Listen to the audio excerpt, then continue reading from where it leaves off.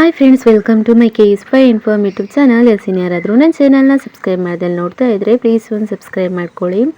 ದೇವಸ್ಥಾನ ಶೈಲಿಯಲ್ಲಿರುವಂತಹ ನಾವು ಬೇಳೆ ಸಾರು ಹಾಗೆ ಮದುವೆ ಮನೆಯಲ್ಲಿ ಸಿಗುವಂಥ ಬೇಳೆ ಸಾರು ಯಾವ ರೀತಿ ಮಾಡೋದು ಅಂತ ಹೇಳ್ಕೊಡ್ತೀನಿ. ಮೊದಲಿಗೆ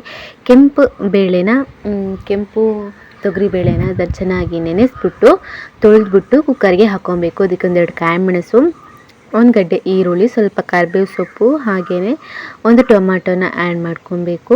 ಅದಾದಮೇಲೆ ಇದಕ್ಕೆ ನಾವು ಸ್ವಲ್ಪ ಕೊತ್ತಂಬರಿ ಸೊಪ್ಪು ಫ್ಲೇವರ್ಗೋಸ್ಕರನೇ.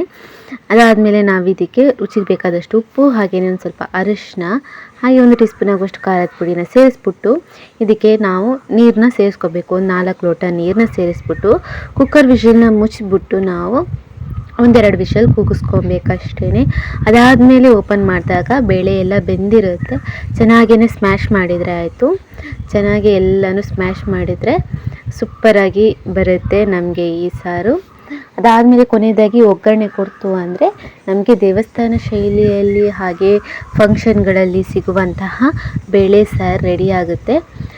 ಮಧ್ಯಾಹ್ನದ ಊಟಕ್ಕೆ ಬಿಸಿ ಬಿಸಿಯಾಗಿರುವಂತಹ ಅನ್ನದ ಜೊತೆಗೆ ನಾವು ಈ ಸಾಂಬಾರನ್ನ ಸೇರಿಸ್ಕೊಂಡು ಬೇಳೆ ಸಾರನ್ನ ಸೇರಿಸ್ಕೊಂಡು ತಿಂದರೆ ಎಷ್ಟಾದರೂ ನಮಗೆ ಹೊಟ್ಟೆ ತುಂಬಿ ಹೋಗುತ್ತೆ, ಅಷ್ಟು ತಿನ್ಬೋದು, ಊಟ ಮಾಡ್ಕೊಬೋದು. ಮಕ್ಕಳಿಗಂತೂ ತುಂಬಾ ಇಷ್ಟ ಆಗುತ್ತೆ ಅಂತಲೇ ಹೇಳ್ಬೋದು. ಯಾಕಂದರೆ ಶಾಲೆಯಲ್ಲಿ ಈ ಥರನೆಲ್ಲ ಮಾಡಿಕೊಡ್ತಿರ್ತಾರಲ್ವ, ಹಾಗಾಗಿ ನಾವು ದಪ್ಪ ಇತ್ತು ಅಂದರೆ ಒಂದು ಸ್ವಲ್ಪ ಬಿಸಿ ನೀರನ್ನ ಆ್ಯಡ್ ಮಾಡಿದರೆ ಆಯಿತು.